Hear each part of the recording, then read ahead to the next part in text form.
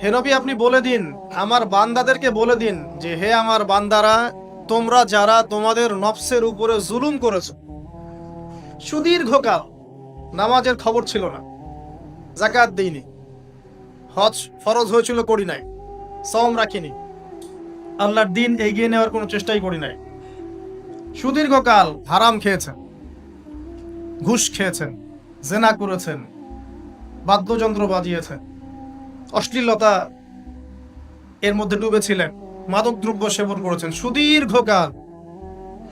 তোমরা যারা নিজেদের নফসের উপর জুলুম করেছো, লা তাকনাতু মির রাহমাতিল্লাহ, তোমরা আল্লাহ পাকের রহমত থেকে নিরাশ হয়ে যাও। তোমরা আল্লাহ পাকের রহমত থেকে নিরাশ হয়ে যেও না। ইন্নাল্লাহা ইয়াগফিরু যুনুবা জামিআ, আল্লাহ পাক চাইলে সমস্ত গুনাহ মাফ করতে পারেন। ইন্নাহু হুয়াল গফুরুর রহিম, তিনি হচ্ছেন পরম করুণাময়, অসীম দয়ালু। আমি আলোচনার সামনে নিয়ে যাওয়ার আগে একটা বিষয় বলে রাখতে চাই। এই আলোচনাকে একপাক্ষিকভাবে, একপেশেভাবে বুঝে নেওয়ার কোনো সুযোগ নাই। আল্লাহ পাক যেমন পরম করুণাময়, অসীম দয়ালু, ঠিক একইভাবে আল্লাহ রাব্বুল আলামিন শাদীদুল ইকাব, কঠিন শাস্তি দাতাও বটে। এই দুটো বিষয় মাথায় রেখেই আল্লাহর রহমতের আশাও করতে হবে এবং আল্লাহ পাকের গজবের ভয়ও করতে হবে। এর মাঝখানেই হচ্ছে ঈমান। এই জায়গা থেকে আলোচনা বুঝতে হবে। আল্লাহ পাক তৌফিক এনায়েত করুন, আমিন। আমাদেরকে আল্লাহ রাব্বুল আলামিন তার রহমত থেকে নিরাশ হতে বারণ করছেন। যে যত পাপ করেছে জীবনে, যদি একটা বার কেউ যদি আল্লাহ পাককে মন থেকে ডাকে, চোখ দিয়ে ঝরঝর করে পানি পড়ে, আল্লাহ পাককে বলে, সেজদায় গিয়ে পড়ে আল্লাহকে বলে রব্বিক ফিরলি, আল্লাহ আমাকে মাফ করো, তার মনের মধ্যে যদি সততা থাকে, মন থেকে যদি সেই কথাটা বলে থাকে, আল্লাহ পাক শুধু তাকে ক্ষমাই করবেন না, তার সমস্ত গুনাহগুলোকে আল্লাহ নেকি দিয়ে পরিবর্তন করে দেবেন। একটা হাদিস পড়ছিলাম, নবী করিম সাল্লাল্লাহু আলাইহি ওয়াসাল্লাম তিনি বলছেন যে লাম্মা কাদাল্লাহুল খালক, যখন আল্লাহ রাব্বুল আলামিন এই মহাবিশ্ব সৃষ্টি করেন, তখন আল্লাহ রাব্বুল আলামিন কাতাবা কিতাবান, একটা কিতাব লিখেছেন। একটা কিতাব আছে আল্লাহর কাছে, কাতাবা কিতাবান ফাহুয়া ইনদাহু ফাওকাল আরশ, যেই কিতাবটা আল্লাহর নিজের কাছে আছে, আরশের উপরে। সেখানে আল্লাহ পাক লিখে রেখেছেন, কি লিখেছেন? ইন্না রাহমাতি সাবাকাত গদাবি, প্রতিটা ক্ষেত্রেই আমার রহমত, আমার দয়া, আমার করুণা আমার গজবকে পরাজিত করেছে। মানে আল্লাহ রাব্বুল আলামিনের গজব এর উপরে আল্লাহ পাকের রহমত অবস্থান করছে। জীবনের কোনো ক্ষেত্রে হতাশ হওয়ার কোনো সুযোগ নাই। আজকে পারিবারিক ভাঙন বলেন, ব্যক্তি পর্যায়ের আত্মিক ধ্বংসই বলেন, সমাজের বিপর্যয় বলেন, যাই বলেন, পিছনে একটা বড় কারণ আছে। সেটা হলো আল্লাহ থেকে দূরে থাকা মানুষ, আল্লাহ থেকে হতাশ হয়ে যাওয়া। আর এই কাজটা শয়তান করিয়েছে মানুষকে আল্লাহ থেকে দূরে সরানোর জন্য। কিন্তু আল্লাহ রাব্বুল আলামিনের কাছে কেউ যদি যেতে চায়, মন থেকে যদি আল্লাহকে একটা বারও ডাকে, আল্লাহ তোকে এক ডাকের মাধ্যমেও তার গুনাহ মাফ করতে পারো। দুজন ব্যক্তির ঘটনা পড়লাম। একজন ব্যক্তি প্রচন্ড রকম আবেদ, প্রচুর ইবাদত করে। আপনারা জানেন ইবলিসও কিন্তু আবেদ ছিল, ইবলিস কিন্তু প্রচুর ইবাদত করেছে। এখন ওই ব্যক্তির একজন বন্ধু ছিল, এটা বানু ইসরাইলদের ঘটনা। তো সেই বন্ধু পাপী ছিল, বিভিন্ন কবিরা গুনাহ করত। আর এই আবেদ ব্যক্তি বারবার তাকে নসিহত করত, গুনাহ ছেড়ে দাও, তুমি পাপ করছো, গুনাহ ছেড়ে দাও। তখন সেই ব্যক্তি যে পাপ করছে সে বলতো যে আল্লাহ কি তোমাকে আমার রক্ষক বানিয়েছেন? আল্লাহ কি তোমাকে আমার উপর দারোগা বানিয়েছেন? আমাকে আল্লাহর হাতে ছেড়ে দাও, আমাকে নসিহত করতে শোনা। একদিন এই আবেদ ব্যক্তি তার বন্ধুকে একটা জঘন্য পাপ করতে দেখলো, এমন একটা পাপ যেটা দেখে তার মনে ধারণা আসলো এটা চরম জঘন্য একটা কাজ। তখন সে মুখ ফসকে বলে ফেললো যে আল্লাহ তোকে আর মাফ করবে না, আল্লাহ তোকে জান্নাত দিবে না। আল্লাহ রাব্বুল আলামিন মালাকুল মউতকে এই দুজনের কাছে পাঠালেন, দুজনের রূহকে কবজ করা হলো।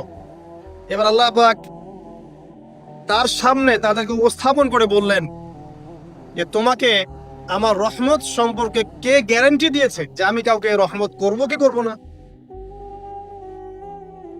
যাও আমি তোমাকে জাহান্নামে পাঠালাম, ওই ব্যক্তি যে আমার রহমত প্রত্যাশা করেছে আমি তাকে জান্নাত দিয়ে দিলাম।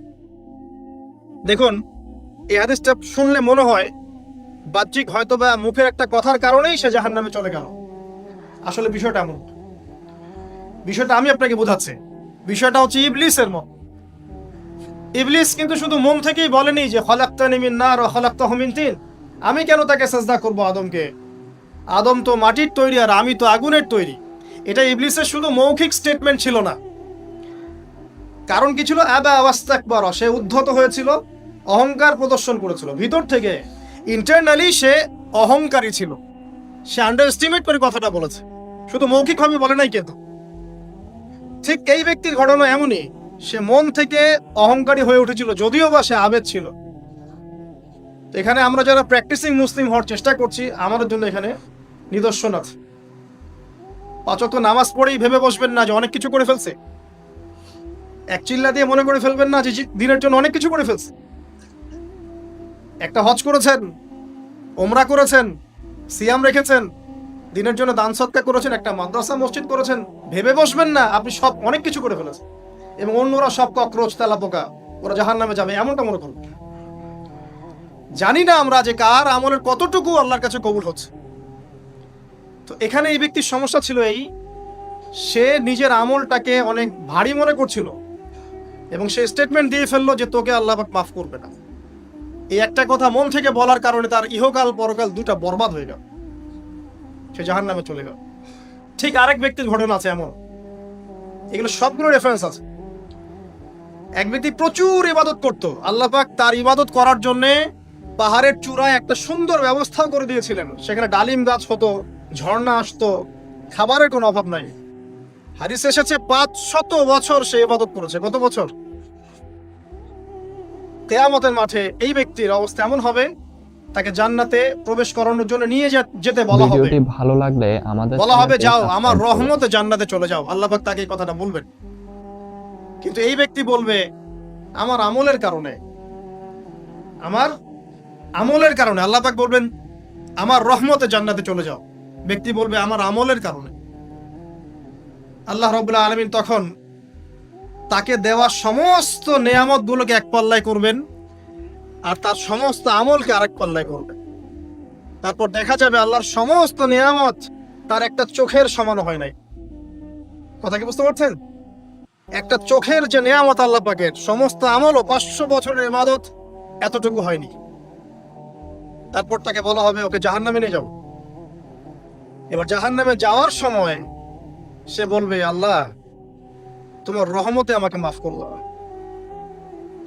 তখন আল্লাহ পাক তাকে আবার ডেকে নিয়ে আসবে, বলবেন যে তোমাকে যে আমি ইবাদত করার জায়গা করে দিয়েছিলাম, এটা কি তুমি নিজে করেছো না আমি করেছি? সে বলবে আপনি করেছেন। তোমাকে যে আমি সৃষ্টি করেছিলাম তখন কি তুমি কোনো আমল করেছিলে? বলবে না। তাহলে তোমাকে যে সৃষ্টি করেছি আমি, এটা কি তোমার আমলের কারণে? না। তোমাকে সারা দুনিয়াতে এত নিয়ামত দিয়েছি, এটা কি তোমার আমলের কারণে? সে বলবে না। তখন তাকে জান্নাতে প্রবেশ করানো হবে। কিয়ামতের মাঠে এমন অনেক ঘটনা ঘটবে যেটা আমাদের চিন্তার বাইরে। আরেকজন ব্যক্তিকে ডেকে আনা হবে, যে ব্যক্তি একটা দুটা নয় বরং 100টা খুন করেছে। সে 99 জন মানুষকে হত্যা করার পর ফতোয়া খুঁজে বেড়াচ্ছিল যে আমার তওবা কবুল হবে কিনা। একজন আবেদের কাছে গিয়েছে। আবেদ আর আলেম কিন্তু এক জিনিস না। আবেদ মানে যে প্রচুর ইবাদত করে, তার জ্ঞান কম, সে শুধু জানে কিভাবে ইবাদত করতে হয়। আলেম হচ্ছে সে যে শরীয়তের গভীর জ্ঞান জানে আবার ইবাদতও করে। আবার যারা জ্ঞান আছে আমল নাই, সেও কিন্তু প্রকৃত আলেম না। প্রচুর জ্ঞান আছে কিন্তু জ্ঞান অনুযায়ী আমল করে না, সেও কিন্তু প্রকৃত আলেম নন। এবার আসেন, তো এই আবেদের কাছে গিয়ে সে বলছে আমার কি ক্ষমা হবে? আমি 99টা খুন করেছি। সে বলল তোমার আবার ক্ষমা? তোমার ক্ষমা নাই। তখন এই ব্যক্তি এই আবেদকে হত্যা করে 100টা খুন পূর্ণ করলো, ওকেও সে মেরে ফেলছে। আমার ক্ষমাই হবে না তো তোর বেঁচে থাকার কি দরকার, তুইও মর। কি বুঝতে পারলেন? বর্তমান বিশ্বের উগ্র মাথার পলিটিশিয়ানদের মতো অবস্থা। আমার দেশের সমস্যা, তোর দেশ পারমাণবিক বোম মেরে উড়াই দিব, মানে এরকম একটা অবস্থা। তো আল্লাহ রাব্বুল আলামিন এই ব্যক্তির মধ্যে একটা চেতনা তৈরি করলেন যে আমাকে তওবা করতে হবে। সে তখন সার্চ করতে লাগলো আরো কোনো আলেম আছে কিনা। এরপর অনেক দূরে একজন আলেমের সন্ধান পাওয়া গেল। সে সেখানে গেল, তাকে গিয়ে বলল আমার কি ক্ষমা হবে? সে আলেম তাকে বলল হ্যাঁ, তোমারও ক্ষমা হতে পারে, যাও তুমি ইস্তেগফার করো এবং এই এলাকা থেকে অন্য এলাকায় চলে যাও। মানে যে এলাকায় তুমি অনেকদিন ছিলে, যেখানে তুমি অনেক পাপ কাজ করেছো, এখানে থাকার দরকার নাই, তওবা করে তুমি অন্য কোথাও চলে যাও, নতুন একটা জীবন শুরু করো। এখানে থাকলে হবে কি, তোমার স্মৃতিগুলো তোমাকে তাড়িয়ে বেড়াবে এবং মানুষ তোমাকে খারাপ নজরে দেখতেই থাকবে, তুমি তখন কষ্ট পাবে। এই জন্য তুমি চলে যাও। তো চলে যেতে যেতে সে রাস্তায় ইন্তেকাল করে। এবার তার রূহ নিবে কে? এই জন্য দুদল ফেরেশতা আসছেন, জান্নাতি এবং জাহান্নামী। তাদের মধ্যে বাক বিতরটা হচ্ছে কে রূহ নিয়ে যাবে। তো জাহান্নামের ফেরেশতারা বলছেন সে এতগুলো খুন করেছে, তার রূহটা আমরা নিব। আর জান্নাতি ফেরেশতারা বলছেন না, সে তওবা করতে এসেছিল, অতএব সে আল্লাহর অভিমুখী হয়েছে, তার রূহটা আমরা নিব। আল্লাহ পাক এখানে একটা কৌশল করলেন। আল্লাহ পাক ফেরেশতাদেরকে বললেন তোমরা রাস্তাটাকে পরিমাপ করে দেখো, যেদিকে যাচ্ছিল তার পরিমাপ বেশি নাকি যেখান থেকে এসেছে ওর পরিমাণ বেশি।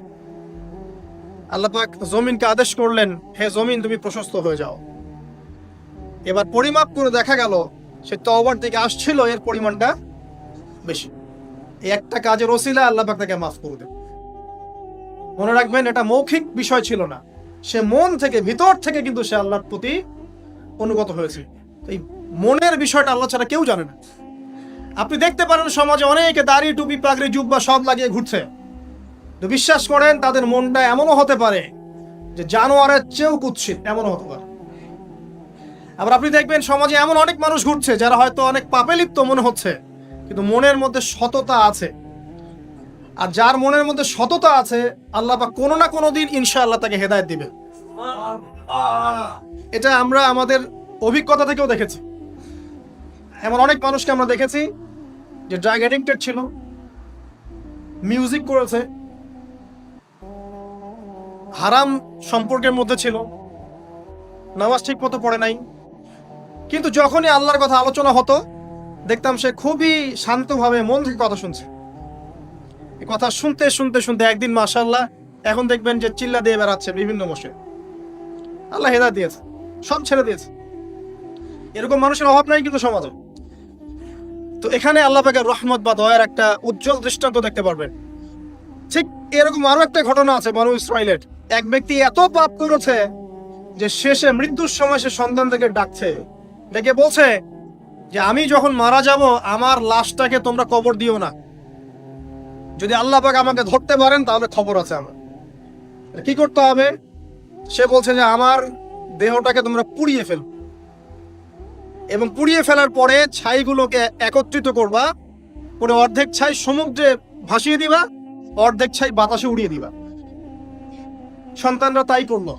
মৃত্যুর পর আল্লাহ পাক এই সমুদ্র এবং জমিনকে বাতাসকে আদেশ করলেন যে তোমরা ছাই জড়ো করে দাও। আর মানুষ আর জিন আল্লাহর কথা না শুনলেও এই প্রকৃতি আল্লাহ পাকের কথা শোনেন। বিজ্ঞান বলে প্রকৃতি থেকে সব হচ্ছে। কি প্রকৃতি?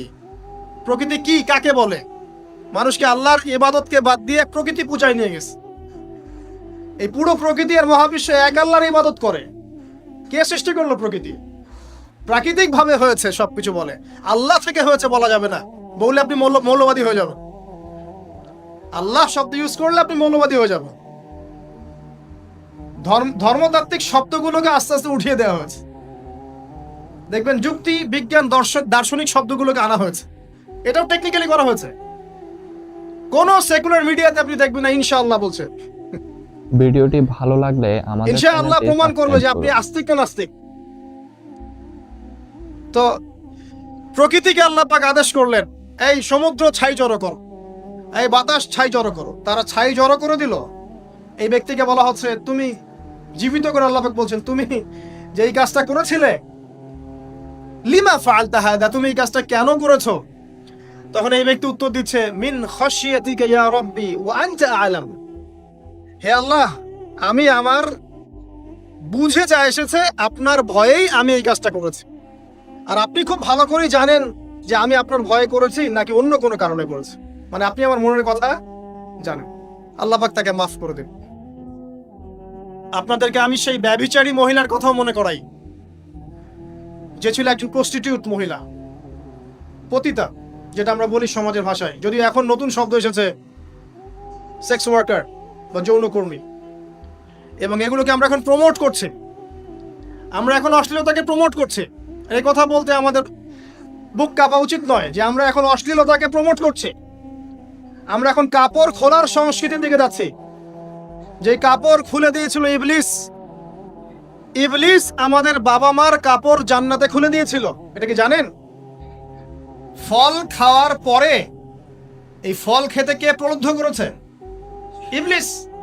গাছের কাছে গিয়ে ফল ভক্ষণ করার পর সর্বপ্রথম আমাদের পিতামাতার গা থেকে কাপড় খুলে পড়ে গেছে। তা আমাদের পিতামাতাকে মহাবিশ্বে নগ্ন করে দিয়েছে ইবলিস, আর তার অনুসারীরা এই জমিনে আদম সন্তানদেরকে নগ্ন করছে এখন। অতএব এই যে একটা ট্রেন্ড এখন চলছে, দেখবেন হারাম রিলেশনশিপকে মিডিয়ার মধ্য দিয়ে প্রমোট করা হচ্ছে, মনে হয় একটা স্বাভাবিক বিষয়। কোনো বিষয় না এটা, যে কেউ জেনাই করতে পারে। জেনা পর্ন খুব নর্মাল। হালাল ভাবে যদি আপনি বিয়ে শাদী করতে যান তখন সমস্যা হচ্ছে। হালাল ভাবে যদি আপনি বিয়ে করতে যান তখন সমস্যা হচ্ছে। হারাম ভাবে আপনি যা ইচ্ছা তাই করতে পারেন, সমাজে কেউ কিছু বলছে না। এখন বলছে এগুলো স্বাধীনতা। সুবহানাল্লাহ, কোন স্বাধীনতা? স্বাধীনতা বলে কোনো শব্দ নাই মহাবিশ্বে। এই পুরো বিশ্বের সমস্ত মানুষ আল্লাহর অধীনে পরাধীন। এই বিশ্বে যত মানুষ বসবাস করছে এখন, এরা কেউই স্বাধীন নয়। না কেউ স্বাধীন ছিল, না আছে, না থাকবে। সবাই আল্লাহ পাকের দাসত্বের অধীনে পরাধীন। স্বাধীন সেই এই পৃথিবীতে যে ব্যক্তি শয়তানের তাবেদারি করে ও নফসের তাবেদারি করে, ও তো স্বাধীন, যা ইচ্ছা তাই করতে পারে। এই যে অশ্লীলতার প্রমোটিংটা চলছে, এটাকে পারিবারিকভাবে বন্ধ করতে হবে। আল্লাহ পাক আমাদেরকে বোঝার তৌফিক দান করুন। এগুলো যত বাড়বে সমাজে মহামারী আসবে, দেখে নিয়েন মহামারী আসবে, দুর্ভিক্ষ আসবে, সমাজে এমন সব রোগ ব্যাধির জন্ম হবে যেগুলো নামও শোনে নাই মানুষ কখন, এবং সামনে ভূমিধস অপেক্ষা করছে, এগুলো আসবে। যাই হোক, ওই মহিলা, যে ব্যক্তি একজন যৌনকর্মী ছিল, বা যেটা আমরা বলি ব্যভিচারিণী মহিলা ছিল, একটা কুকুরকে দেখেছে সে পানি পান করার জন্য তৃষ্ণার্ত, সে এটাতে মায়া করে, দয়া করে তার মোজাটাকে নামিয়ে এই কূপ থেকে পানি উঠিয়ে কুকুরকে পান করিয়েছে। এই একটা কাজের বদৌলতে আল্লাহ রাব্বুল আলামিন এই ব্যভিচারী মহিলাকে মাফ করে জান্নাত দিয়ে দিয়েছে।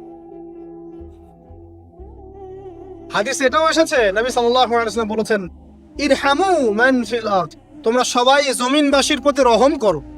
জমিনে মুসলিমই থাকতে হবে, তাদের প্রতি রহম করতে হবে এমন নয়, জমিনবাসী যারাই আছে সবার প্রতি রহম করো, জাতি ধর্ম বর্ণ নির্বিশেষে। এমনকি পশু পাখির প্রতিও দয়া করো। ইরহামু মান ফিল আরদ, জমিনে যারা আছে সবার প্রতি রহম করো। ইয়ারহামুকুম মান ফিস সামা, যিনি আসমানে আছেন তিনি তোমাদের প্রতি রহম করবেন ইনশাআল্লাহ। ইসলাম এই কথাগুলো বলেছে 1400 বছর আগে। আজকের এই বিশ্বের সোকল্ড এই মডার্ন বিশ্বে, যেখানে মানুষের রক্তের কোনো দাম নাই, সেখানে ইসলাম পশু পাখির অধিকার নিয়ে কথা বলেছে 1400 বছর আগে। কাদেরকে কি শেখাতে আসেন? কোরআন এবং সুন্নাহর বাইরে অভ্রান্ত সত্যের কোনো উৎস আছে? এখানে যা আছে তাই চূড়ান্ত। মানতে চাইলে মানেন, না মানতে চাইলে জাহান্নামে যান, কেউ তো বাধ্য করছে না। লাকুম দীনুকুম ওয়ালিয়া দিন। আল্লাহ পাকের রহমত দেখেন। আরেকটা ঘটনা আছে এমন, একটা বিড়ালকে বেঁধে রেখেছিল এক মহিলা, খাবার দেয় নাই, কষ্ট দিয়েছে। একটা বিড়ালকে খাবার না দিয়ে কষ্ট দেওয়ার কারণে এই মহিলাকে আল্লাহ পাক জাহান্নামে পাঠিয়েছে। এরকম কত ঘটনা আছে। এই ঘটনাগুলো হাদিসের পাতায় বর্ণিত আছে। কোরআনে কি বলছে দেখুন। কোরআনের আমি কয়েকটা পয়েন্ট আপনাদেরকে খালি বলছি, এটা নিয়ে আমি সকালে ভাবছিলাম। আল্লাহ পাক আদম আলাইহিস সালামকে সৃষ্টি করেছেন আমরা সবাই জানি, কিন্তু আল্লাহ পাক সূরা সাদের মধ্যে বলছেন ইবলিসকে, হে ইবলিস, তোমাকে কিসে বারণ করলো আদমকে সিজদা করতে, যে আদমকে আমি নিজের হাত দিয়ে সৃষ্টি করেছি। আল্লাহ রাব্বুল আলামিন যে আমাদেরকে এত যত্ন করে ভালোবেসে সৃষ্টি করেছেন, এটা কি আল্লাহ পাকের দয়ার নিদর্শন নয়? মহাবিশ্বের অন্য কোন মাখলুক সৃষ্টির ব্যাপারে আল্লাহ পাক বলেন নাই খলাকতু বিয়াদাই, আমি নিজ হাতে তাকে সৃষ্টি করেছি। শুধু সৃষ্টি নয়, সৃষ্টি করার পর আল্লাহ পাক তাকে সমস্ত নাম শিক্ষা দিয়েছেন। এই যে জ্ঞান শিক্ষা দেওয়া, জ্ঞান, এটা আল্লাহ পাকের সবচেয়ে বড় নিদর্শনগুলোর মধ্যে অন্যতম। এবং আল্লাহ পাকের সবচেয়ে বড় দয়া, আমার মত এটা, মানব জাতির উপরে আল্লাহ পাকের সবচেয়ে বড় দয়াটা হচ্ছে কি জানেন? আল্লাহ পাক আমাদেরকে জ্ঞান শিক্ষা দিয়েছেন, ওহী নাজিল করেছেন। এটা সব কিছুর ঊর্ধ্বে। কারণ আপনি তওবা করবেন, জ্ঞান লাগবে। নামাজ পড়বেন, জ্ঞান লাগবে। রোজা রাখবেন, জ্ঞান লাগবে। যাকাত দিবেন, ইলম লাগবে। আপনি দিনের যে কোনো আমল করেন, ইলম লাগবে। জান্নাত জাহান্নামের পথ খুঁজে পেতে হলে ইলম লাগবে। দেশ চালাবেন, ইলম লাগবে। অর্থনীতি চালাবেন, ইলম লাগবে। ইলম ছাড়া কিছু নাই, ইলমের উপরে কিচ্ছু নাই। এই ইলমটা আল্লাহ পাক কাকে শিক্ষা দিয়েছেন? আদম আলাইহিস সালামকে। আমরা তো শিখেছি সমাজবিজ্ঞান বইগুলোতে যে আমাদের পূর্বপুরুষরা নাকি গুহায় থাকতো, আর গাছের ছাল পাতা খেয়ে থাকতো, তাই না? লতা পাতা খেয়ে থাকতো, গাছের ছাল পাতা খেয়ে থাকতো, পোশাক পরতো আর কি। বোগাস, ডাহা, মিথ্যা কথা। আল্লাহ রাব্বুল আলামিন সূরা বাকারা এবং সূরা আরাফ পড়ে দেখেন, আল্লাহ পাক বলছেন যে আদম আলাইহিস সালামকে আল্লাহ পাক সমস্ত নাম জ্ঞান শিক্ষা দিয়েছেন। মহাবিশ্বের যে প্রয়োজনীয় জ্ঞানগুলো আছে সেগুলো আল্লাহ পাক আদমকে শিখিয়েছেন আলাইহিস সালাম। ওয়াল্লামা আদামাল আসমাআ কুল্লাহা, আল্লাহ পাক আদমকে সমস্ত নাম শিক্ষা দিয়েছেন। আমাদের পিতা মাতারা মূর্খ ছিলেন না, তারা সৃষ্টি থেকেই জ্ঞানী ছিলেন। আদম আলাইহিস সালামের পারমাণবিক বোম বানানোর কোনো প্রয়োজন ছিল না। ছিল? বানান নাই। আপনার মধ্যে এই জ্ঞানটা আসছে কিভাবে? বাই ডিএনএ আপনি জ্ঞান পাচ্ছেন, কারণ আমরা আদম সন্তান। অনেক জ্ঞান আমাদের ভিতরেই আছে, এগুলো চর্চার মধ্য দিয়ে, গবেষণার মধ্য দিয়ে প্রস্ফুটিত হয় মাত্র। জ্ঞান ভিতরে আছে আমাদের। আমাদের পিতাকে জ্ঞানী করে পাঠানো হয়েছে। এই জ্ঞান শিক্ষা দেওয়াটা হচ্ছে আল্লাহ পাকের সবচেয়ে বড় দয়াগুলোর মধ্যে একটা। রহম করেছে। শুধু তাই নয়, আদম আলাইহিস সালামকে এমন জ্ঞান শিক্ষা দিয়েছেন যে জ্ঞান ফেরেশতারা পর্যন্ত জানতো না। এটা কি দয়া নয়? এটা কি আদম সন্তানের প্রতি ভালোবাসা নয়? তারপরে সেজদা করিয়েছেন। মহাবিশ্বে অন্য কাউকে কি সেজদা করানো হয়েছে? কোরআনে কি এমন কোনো দলিল আছে যে আদম আলাইহিস সালাম ছাড়া অন্য কাউকে সব ফেরেশতারা সেজদা করেছেন? আছে? তাহলে এই যে সম্মান দেয় আল্লাহর পক্ষ থেকে, সম্মান কিসের ভিত্তিতে? সম্মান শারীরিক ক্ষমতার ভিত্তিতে? সম্মানটা কি কারণে? জ্ঞানের কারণে, ইলমের কারণে, জ্ঞানের কারণে সম্মান। এই সম্মান দেয়াটা কি আল্লাহ পাকের রহমত এবং দয়ার নিদর্শন নয়?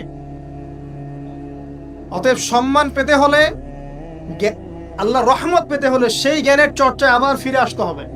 আপনি যদি আজও সেই ওহির জ্ঞানের চর্চা করেন, আল্লাহ পাক এই পৃথিবীবাসীর বুকের মধ্যে আপনার জন্য সম্মান পয়দা করে দিবেন ইনশাআল্লাহ। দেখে ওই সেই জ্ঞানী যদি আপনি এখনো চর্চা করেন, আজও আপনি সম্মানিত হবেন ইনশাআল্লাহ। ব্যক্তি চর্চা করলে ব্যক্তি সম্মানিত হবে, একটা পরিবার চর্চা করলে ওই পরিবার সম্মানিত হবে, একটা সমাজ যদি চর্চা করে সেই ওহির জ্ঞান, ওই সমাজ সম্মানিত হবে। একটা দেশে যদি আপনি ওই ওহিভিত্তিক জ্ঞান ছড়িয়ে দেন, পুরো দেশকে আল্লাহ পাক সম্মানিত করবে ইনশাআল্লাহ, পুরো জাতিকে সম্মানিত করবে ইনশাআল্লাহ। আরো সামনে যান, এই যে আদম এবং হাওয়া আলাইহিস সালাম গাছের কাছে চলে গেলেন, ফল খেয়ে ফেললেন, কারণ আমরা আদম সন্তান, ভুল করি। আল্লাহ পাক সাথে সাথেই বহিষ্কার করে দিয়েছেন? না, আল্লাহ পাক তওবা করার জন্য কালিমা শিখিয়ে দিয়েছেন। সুবহানাল্লাহ, তাদের কালিমা জানা ছিল না। আল্লাহ পাক বলছেন ফাতালাক্কা আদম মির রাব্বিহি কালিমাত, আল্লাহ পাকের কাছ থেকে আদম আলাইহিস সালাম কিছু বাক্য শিখে নিলেন, যেই বাক্য দিয়ে ফাতাবা আলাইহি, সে আল্লাহর কাছে তওবা করবে। আমাদের চ্যানেলটি কোন সেই বাক্য? সূরা আরাফে আছে, রব্বানা যালামনা আনফুসানা ওয়া ইল্লাম তাগফির লানা ওয়া তারহামনা লানাকুনান্না মিনাল খাসিরিন। এই দোয়া কে শিখিয়ে দিয়েছে? আল্লাহ। এই তওবার বাক্য যে শিখিয়ে দেয়, এটা কি দয়ার পরিচয় নয়? আমরা আল্লাহর কাছে ফিরে যাব, তওবা করব, ইস্তেগফার করব, এই জ্ঞানটা শিখিয়ে দেয়া কি আল্লাহ পাকের দয়ার পরিচয় নয়? তাহলে আমরা কিভাবে ক্ষমা চাইতাম? কিভাবে ক্ষমা চাইলে আল্লাহ পাক সমস্ত গুনাহ মাফ করবেন, এই পদ্ধতিগুলো বলে দেয়া কি আল্লাহ পাকের দয়ার পরিচয় নয়?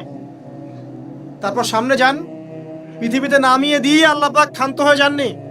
আল্লাহ রাব্বুল আলামিন আসমান থেকে হেদায়েতের গ্রন্থ পাঠিয়েছেন, বলেছেন এই গ্রন্থের মধ্যে যা আছে মেনে চললে তোমরা আবার জান্নাতে ফিরে আসবে ইনশাআল্লাহ।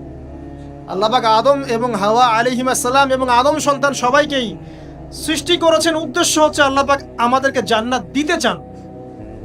আল্লাহ পাক চান যে আমরা যেন জান্নাতে যাই, যদি আমরা জান্নাতে যেতে না পারি পরকালে, একটা কারণে যেতে পারবো না, অনলি একটা কারণ, সেটা হলো আমাদের নিজের দোষে।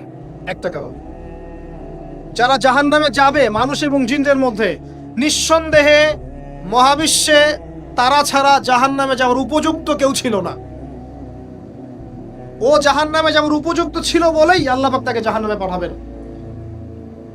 আর যারাই জান্নাতে যাবে প্রত্যেকেই শুধু আমলের বদৌলতে যাবে না, বরং আল্লাহ পাকের রহমতেই যাবে। কেউই তার আমল দিয়ে জান্নাতে যেতে পারবে না। নবী সাল্লাল্লাহু আলাইহি ওয়াসাল্লাম এমন ভাষ্য বলছেন, ইল্লা আনা, আমিও না, ইল্লা বিরহমাতিল্লাহ, আমিও নয়, তবে আল্লাহ পাকের দয়া আমাকে ঘিরে ধরবে। আল্লাহ পাকের রহমত যাদের উপরে বর্ষিত হবে তারাই জান্নাতে যাবে ইনশাআল্লাহ। কে আমল দিয়ে যেতে পারবে। যত আমলই করি বলা যাবে না এই আমলের বদৌলতে জান্নাতে যেতে পারবো। আল্লাহ পাক দয়া না করলে হবে না। আল্লাহ পাক চান যে আদম সন্তান যেন জান্নাতেই যায়। এই কারণেই সৃষ্টি করা, এই কারণেই আপনার ওহীভিত্তিক গ্রন্থগুলো পাঠানো, এই কারণে নবী রাসূল পাঠানো, আলেম ওলামা সৃষ্টি করা, মানুষকে সতর্ক করা, হায়াত দেয়া, বারংবার জীবনে চলতে ফিরতে আপনাকে অ্যালার্ম করা হয়, আল্লাহর পথে ফিরে আসেন, আল্লাহর পথে ফিরে আসেন। অ্যালার্ম করা হয় না? বিপদ দিয়ে আপনাকে অ্যালার্ম করা হয় আল্লাহর পক্ষ থেকে। আপনি চলতে পথে হোঁচট খান, আল্লাহ আপনাকে অ্যালার্ম দেন, ফিরে আসুন। চলছেন বিপথে, আল্লাহ পাক অ্যালার্ম দেন, ফিরে আসুন। আল্লাহ পাকের পক্ষ থেকে কিন্তু এগুলো আসে। অদ্ভুত একটা হাদিস বললাম, অদ্ভুত বলতে বলছি অ্যামেজিং হাদিস, যে একজন সাহাবী বলছেন, সালমান রাদিয়াল্লাহু আনহু, তিনি বলছেন যে যখন মুমিনের উপর বিপদ আপদ বালা মুসিবত আসে, তখন মুমিনের এই বিপদ আপদ বালা মুসিবত রোগ শোকের বদৌলতে আল্লাহ পাক তার গুনাহগুলোকে মাফ করে দেন এবং তার মর্যাদাকে বাড়িয়ে দেন, এবং সে আল্লাহর দিকে ফিরে আসার অনুশোচনা করার সুযোগ পায়। আর যখন কাফের মুশরিক বা ফাসিক মানুষকে এইসব রোগ ব্যাধি বিপদ আপদ বালা মুসিবত ঘিরে ধরে, তার দৃষ্টান্ত ওই ব্যক্তির ন্যায় যে ব্যক্তিকে, তার দৃষ্টান্ত সেই উটের ন্যায়, তার দৃষ্টান্ত সেই উটের ন্যায় যে উটটাকে তার মালিক বেঁধে রেখেছে, এরপর ছেড়ে দিয়েছে। সে উটটা বুঝতেও পারলো না কেন তার মালিক তাকে বেঁধে রাখলো আর কেনই বা তাকে ছেড়ে দিল। কথাটা কি বুঝতে পারছেন? যারা আল্লাহ দ্রোহী, তাদের উপর যখন বিপদ আপদ বালা মুসিবত আসতে থাকে, তারা বুঝে না যে কি জন্য আসলো আর কেন চলে গেল। কিন্তু মুমিন ব্যক্তি যারা মুসলিম, আল্লাহর অনুগত, তাদের বিষয়টা হচ্ছে এমন বিপদ আপদ বালা মুসিবত রোগ ব্যাধি তাদেরকে আল্লাহর দিকে ফিরিয়ে নিয়ে আসবে। দেখুন, এই যে পৃথিবীতে নামিয়ে দেয়া, এরপর আল্লাহর পক্ষ থেকে ঐশী গ্রন্থগুলো পাঠানো, নবী রাসূল পাঠানো, আলেম ওলামা পাঠানো, আপনাকে হায়াত দেয়া, আপনাকে রিজিক দেয়া, এই শ্বাস নেওয়ার ক্ষমতা দেয়া, আপনাকে জ্ঞান বুদ্ধি দেয়া, বিবেক দেয়া, 3 বেলার খাবার, পোশাক, স্ত্রী সন্তান, কি দেয়নি আল্লাহ রাব্বুল আলামিন। এই যে সমস্ত নিয়ামতগুলো দেয়া, এগুলোর একটা উদ্দেশ্য, আপনি আমি যেন এটাকে উপলব্ধি করি যেগুলো আল্লাহর পক্ষ থেকে আসছে এবং আল্লাহর দিকে আমরা অভিমুখী হই, এছাড়া কোনো উদ্দেশ্য নেই। সামনে যান, নূহ আলাইহিস সালাম, একদিন 2 দিনেই কি আল্লাহ পাক তার কওমকে ধ্বংস করে দিয়েছেন? 950টা বছর আল্লাহ রাব্বুল আলামিন সময় দিয়েছেন কওমকে, আল্লাহর দিকে ফিরে আসো, আল্লাহর দিকে ফিরে আসো। নবী দাওয়াত দিয়েছেন প্রায় 950 বছর। যখন তারা ফিরে আসে নাই, তারপরে আল্লাহ রাব্বুল আলামিন গজব দিয়ে ধ্বংস করেছে। কারণ আমি বলেছি একটা কথা, আল্লাহ পাক শুধু রহমানুর রহিমই নন, বরং তিনি কিন্তু কঠোর শাস্তিদাতা, শাদীদুল ইকাব বটে।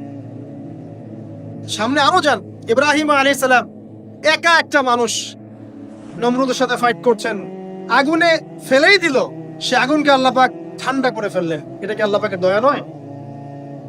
তার সন্তান ইসমাইলের কুরবানিটা দেখেন, আল্লাহ পাক বলেছেন কোরবানি করো, তিনি ডানে বামে প্রশ্ন করেন নাই।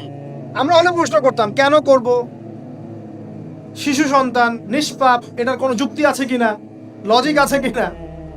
তিনি কোনো লজিক দেখতে যাননি, আল্লাহ পাক বলেছেন করেছে।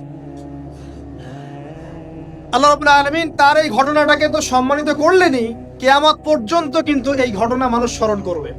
দয়া দেখেন, তার সন্তানের খাবার নাই, পানিও নাই, অলৌকিকভাবে আল্লাহ রাব্বুল আলামিন জামজাম কূপ সৃষ্টি করলেন, কিয়ামত পর্যন্ত থাকবে ইনশাআল্লাহ। দয়া নাই?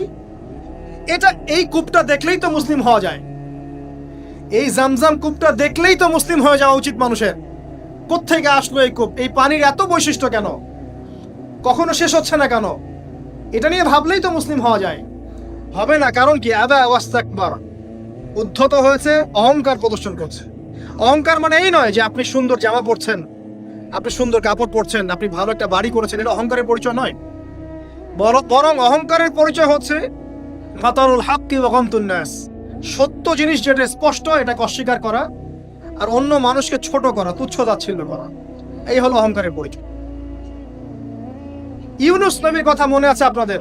ওই যে মাছের পেটের মধ্যে 3 দিন 3 রাত ঘুরছে আর ঘুরছে, একজন নবী হয়ে তাকে এই অবস্থা ফেস করতে হচ্ছে। এক পর্যায়ে তিনি বুঝতে পারছেন যে আমার কিছু একটা তো ভুল হয়েছে। আল্লাহর কাছে হাত তুলে দোয়া করলেন, লা ইলাহা ইল্লা আনতা সুবহানাকা ইন্নী কুনতু মিনাজ জালিমিন। দোয়ার পড়ার সাথে সাথে আল্লাহ পাক বললেন, যাও মাছ তুমি রেখে চলে আসো। এটা কি দয়ার নিদর্শন নয়? শুধু তাই নয়, তাকে যখন দ্বীপে নামিয়ে দেওয়া হয় তিনি অসুস্থ ছিলেন। আল্লাহ পাক সূরা সফফাতের মধ্যে বলেছেন যে আমি তার পাশে লাউ গাছ উৎপন্ন করলাম। কোন গাছ? খেতে পারেন, এর শাক এবং এই যে ফল, এটার মধ্যে নিঃসন্দেহে এমন এমন কিছু উপাদান আছে যেটা হয়তো আমরা জানিও না, আবিষ্কার করা হয়নি। তিনি সুস্থ হয়ে গেলেন, আলহামদুলিল্লাহ। কোথায় যাবেন? যে কোনো জায়গায় যান। নবী ঈসা আলাইহিস সালামকে চতুর্দিক থেকে আক্রমণ করছে ইহুদিরা। আল্লাহ রাব্বুল আলামিন তাকে এমন হেফাজত করলেন, তার কাছে তাকে উঠিয়ে নিলেন। এটা কি দয়ার পরিচয় নয়? এই যে একটু আগে তেলাওয়াত করলো শুরুর আগে নবী মুসা আলাইহিস সালামের ঘটনা। বনু ইসরাইল একটার পর একটা অবাধ্যতা করেই গেছে। আল্লাহ পাক তারপরেও তাদের কাছে নবী পাঠিয়েছেন, নবী মুসাকে পাঠিয়েছেন। ফেরাউনের মতো জালেম শাসকের হাত থেকে বনু ইসরাইলকে আল্লাহ পাক উদ্ধার করেছেন। এটা কি দয়ার পরিচয় নয়? নবী মুসা আলাইহিস সালাম গাছের নিচে বসে আছেন, খাবার নাই, বাসস্থান নাই, কিচ্ছু নাই। বরং তার গায়ে একটা অপবাদ দেওয়া হয়েছে যে তিনি নাকি একজন মানুষকে খুন করেছেন, অথচ তার ইন্টেনশন সেটা ছিল না। তিনি একটা ঘুষি দিয়েছেন লড়াই থামানোর জন্য, ওই এক ঘুষিতেই সেই ব্যক্তি ডেড। এবার তিনি গাছের নিচে বসে দোয়া করছেন, রব্বি ইন্নী লিমা আনজালতা ইলাইয়া মিন খায়রিন ফাকির। আল্লাহ, আমি নিঃস্ব অসহায় হয়ে এখানে বসে আছি, তুমি আমার উপর তোমার যে রহমত পাঠাবে আমি তার ভিখারি হয়ে বসে আছি। দোয়া করার সাথে সাথেই ওই শুআয়ব আলাইহিস সালামের মেয়ে হেঁটে হেঁটে চলে আসে। তিনি স্ত্রী পেলেন, তিনি শ্বশুর পেলেন, একজন নবী পরিবার পেলেন, বাসস্থান পেলেন, চাকরি পর্যন্ত পেলেন। 8 বছর তিনি রাখালি করেছেন শুআয়ব আলাইহিস সালামের ফার্মের মতো।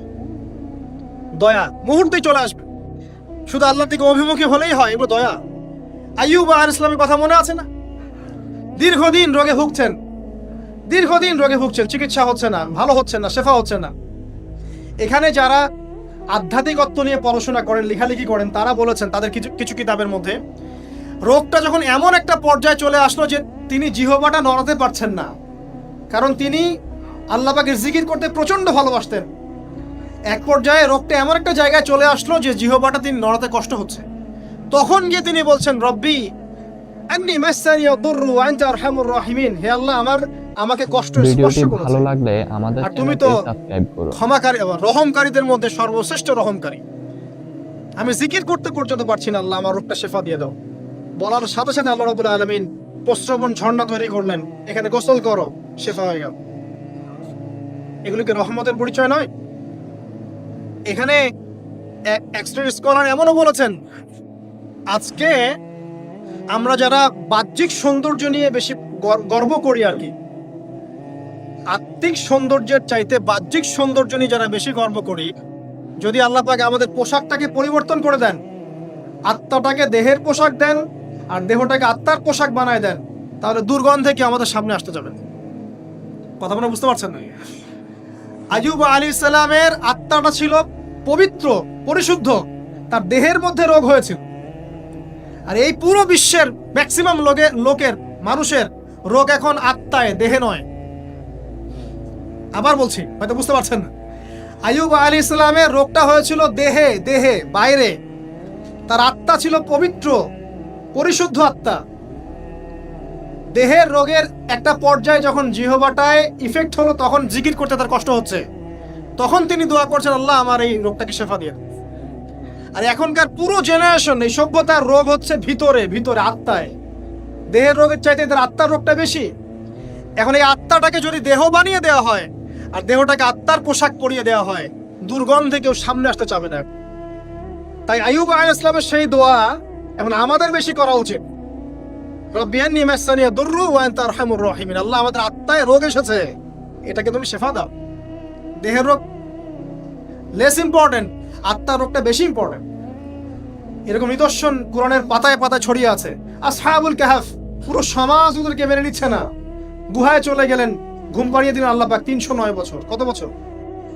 309 বছর একটা দোয়ার বদৌলতে তারা বলেছিল রব্বানা আতিনা মিন লাদুনকা রাহমা ওয়া হাইয়্যি লানা মিন আমরিনা রাশাদা। আল্লাহ পাক শুধু ঘুম পাড়িয়ে রাখলেন না, তাদের মধ্য দিয়ে আল্লাহ পাক পুরো একটা সভ্যতাকে হেদায়েত করে দিলেন। আলহামদুলিল্লাহ, যে সভ্যতা বিশ্বাস করতো না যে পরকাল বলে কিছু আছে।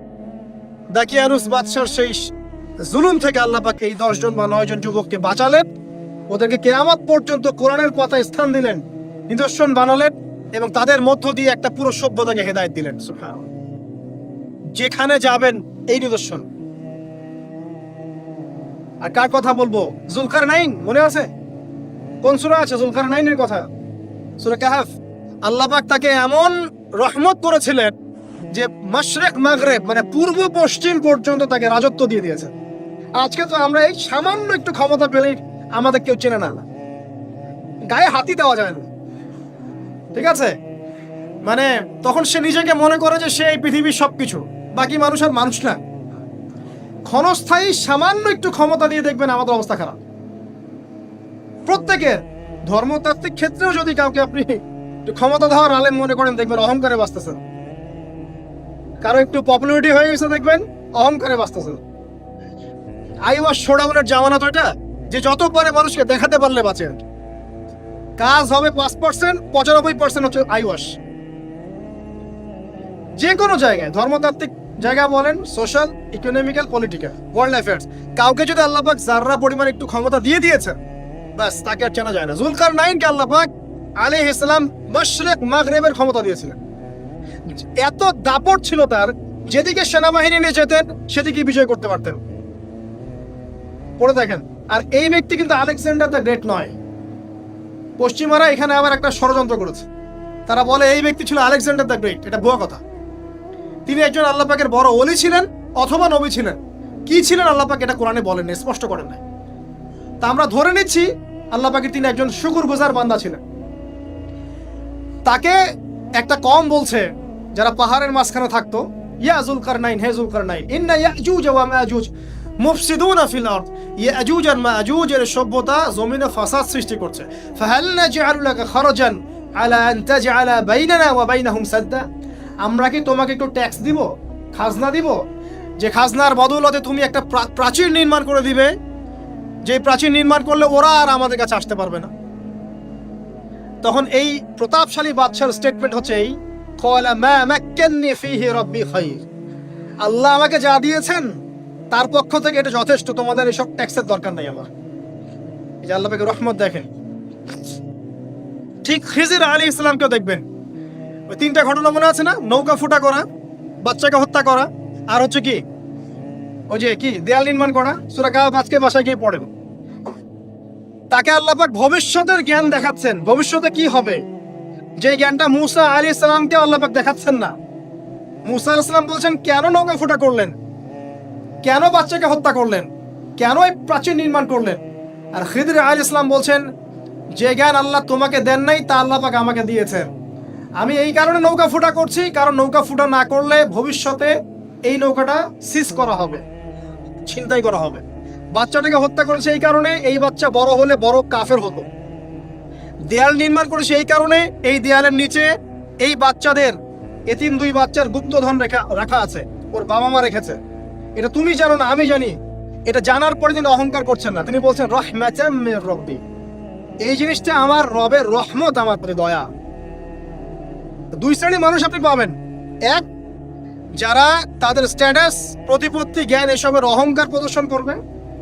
আর এক শ্রেণী যারা এগুলো আছে, যাদের এগুলো আছে, বাট তারা বলবে এগুলো হাযা মিন ফাদলি রাব্বি, এগুলো আমার রবের রহমত। এখানে সফল 2য় শ্রেণীর মানুষ, 1ম শ্রেণীর নয়। ইউসুফের কথা মনে আছে আলাইহিস সালাম? ভিডিওটি ভালো লাগলে আমাদের চ্যানেলটি সাবস্ক্রাইব করতে ভুলবেন না। আপনার কাছে কোন হুজুরের ওয়াজ সবচাইতে বেশি ভালো লাগে তা অবশ্যই কমেন্টে জানিয়ে যাবেন।